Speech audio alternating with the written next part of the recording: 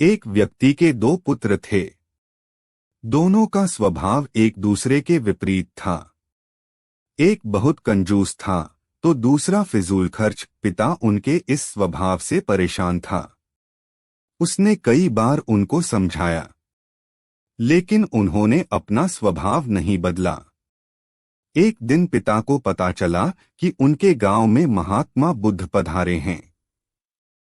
वह उनके पास इस आस में पहुंच गया कि शायद वो उसके पुत्रों को समझा सके।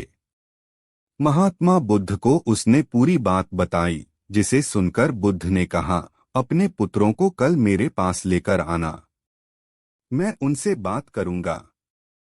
अगले दिन वह अपने पुत्रों को लेकर महात्मा बुद्ध के पास पहुंचा।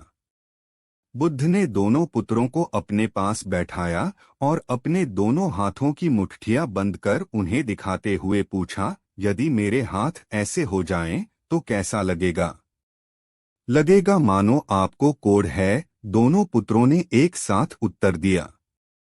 उसके बाद महात्मा बुद्ध ने अपनी मुट्ठी खोल ली, फिर अपनी दोनों हथेली फैलाकर उन्हें दिखाते हुए प्रश्न किया, यदि मेरे हाथ ऐसे हो जाएं, तो बताओ कैसा लगेगा?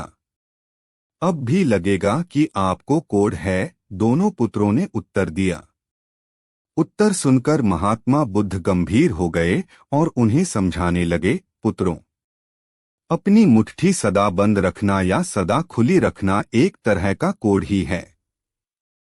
यदि मुट्ठी सदा बंद रखोगे तो धनवान होते हुए भी निर्धन ही रहोगे, और यदि अपनी मुट्ठी सदा खुली रखोगे तो फिर चाहे कितने भी धनवान क्यों ना हो, निर्धन होते देर नहीं लगेगी। इसलिए कभी अपनी मुट्ठी बंद रखो, कभी खुली। इस तरह से जीवन का संतुलन बना रहेगा।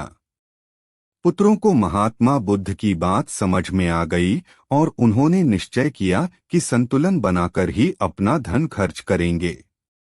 सीख: जीवन में धन का बहुत महत्व है। उसका खर्च सोच समझकर करना चाहिए। अधिक कंजूसी भी ठीक नहीं और अधिक फिजूल खर्ची भी ठीक नहीं। दोनों ही दरिद्रता का संकेत हैं। एक धन होते हुए भी दरिद्रता और एक धन चले जाने की दरिद्रता।